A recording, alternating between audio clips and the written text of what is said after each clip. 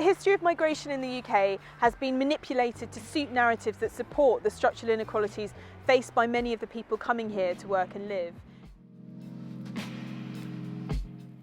This film and the research looks at some individual experiences, both in relation to the recent pandemic and the wider issues highlighted by Black activism in 2020.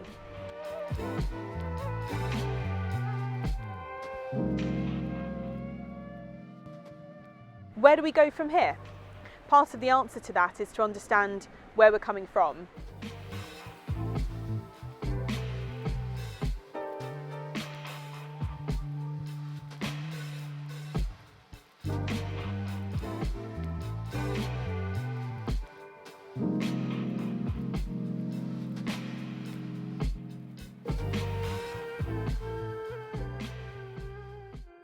These accounts give insights to the personal stories, the barriers as well as the connections, the unspoken abuses and the extent to which communities have shaped and been shaped by the accumulation of disadvantages across the life course.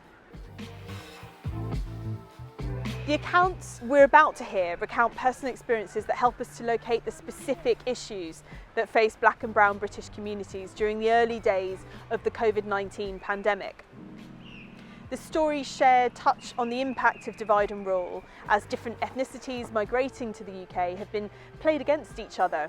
The accumulation of barriers to housing, education, employment and representation have their roots in the systemic racism already working against ethnic minorities before they even settle in the UK.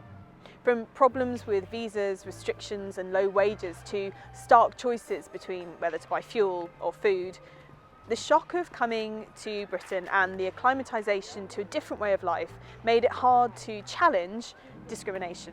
Silence became powerlessness and self-protection, but equally gave rise to activism and community-led education.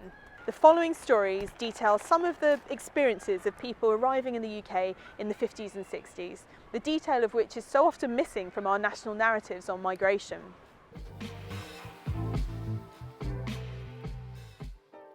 My name is Maude Estwick. I came here in 1971. They had a recruitment in Grenada. The recruitment for nurses to come to study and, graduate and get good qualification to go back into their own island to work or to do better.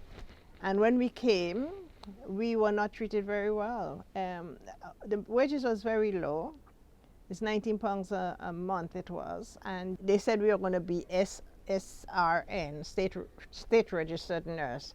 So when you do your state registered nurse, you could go on to be a sister, a staff nurse, or specialize in some other area. But we were put to be SEN, state enrolled nurse, which pupil nurse. So when you finish, you then have to take another year to be SRN, then another 6 months to do whatever you want to qualify in and so forth. It was tedious. It was hard, and they only give you food when you're on duty. Other than that, with this £19, if you have family back home, you have to send a little change back home for them, and you paid your own fares to come here. They don't pay your fares. You have to be examined before you come, because apparently in the 50s girls went up and they were pregnant and then they had to send their child back home or things didn't work out.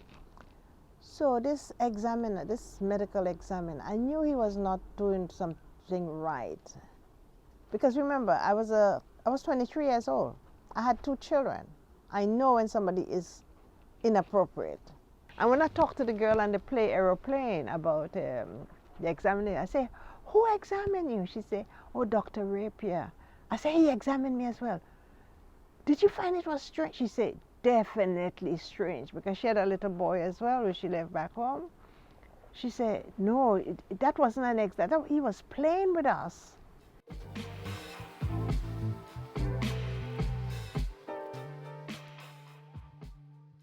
You couldn't get promotion. Doesn't matter how qualified you are or how much experience you have. It's a no-no. They overlook you. But I wasn't so keen on getting on top there. I just wanted to make sure that I could put food on my table because that was more important, and paying the rent. And we used to think that England is the motherland. We go into the mother country, the motherland, you know. Well, I thought they would treat us nicely. You know, I didn't expect nobody to call me a black bastard because what's a bastard? Oh, another thing they call you again is nigger. And I thought, nigger, that is so, I said, why nigger? Nigger sounds, it seems so bad. You know, that is something really, really bad. In the old days, I think people used to be in America. So why the British are like that? Another thing again is school leaving certificate that we got didn't even worth the paper it was written on. So I had to go back to college and do O-levels in order to carry on, because I said, I'm not staying in this hospital, I'm not staying in the hospital. Not knowing I couldn't leave, and I left. And I had to go back and beg the High Commissioner, the Grenada High Commissioner, to get me back into a hospital because they were going to deport me because of you break the this contract that you had with this hospital. All you think you're coming to do your studies, and no one tell you that you're going to be working, and even night duties. Night duties. Oh gosh, it was it was really horrible. I packed up the nursing in 1985, and I went into human resource, and that's where I finished and get my had my retirement.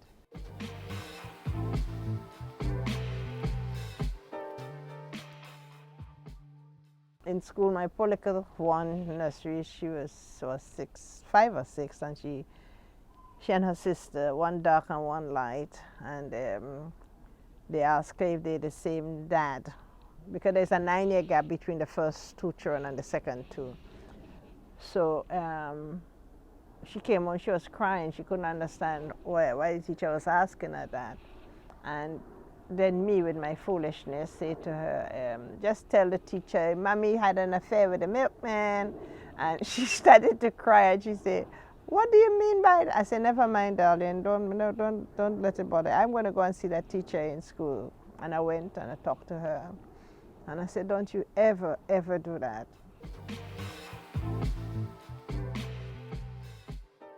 Hi, my name is Dela. I'm 62. I'm a mother and a grandmother. I'm originally from Nigeria, but I was born in London. I set up a charity called Gold, and that was really to raise awareness of living donation within the Black community, you know, after coming forward as a donor for my brother. And I think it's only been in this system that I realized how the number of inequalities, the challenges that we were facing, and how the health system in one breath say, you know, they really want to increase the number of maybe Black donors, be it blood, be it organ, but actually are not doing anything themselves.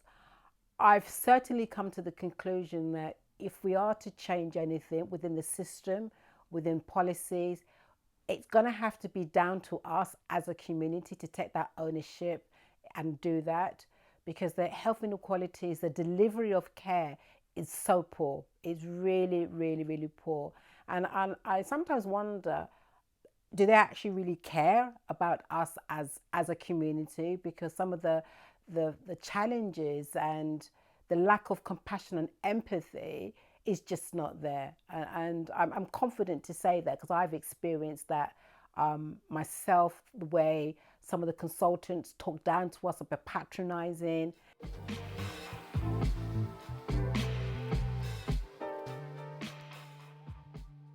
Where do we start? I mean, what a year it was. And it was quite a challenging year for us as an organisation as well, because we couldn't have access to patients. Transplants had completely stopped. But then we still had a lot of Black people who wanted information about living donation. And we were losing a lot of kidney patients, you know, because of COVID. And a lot of them, you know, were either not being able to do dialysis as a result of that, because they had stopped transplants. These were people who should have been maybe had a transplant, were spending longer on dialysis. I don't think the dialysis centres were equipped.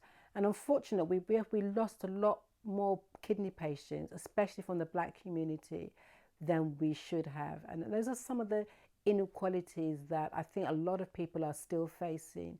And how could we have done a lot of things different? You know, when we do speak to kidney patients, a lot of them say, well, actually closing down transplantation wasn't the best option, because a lot of people died as a result of that, because either they spent too long on dialysis, or as a result of closing down the transplant centres,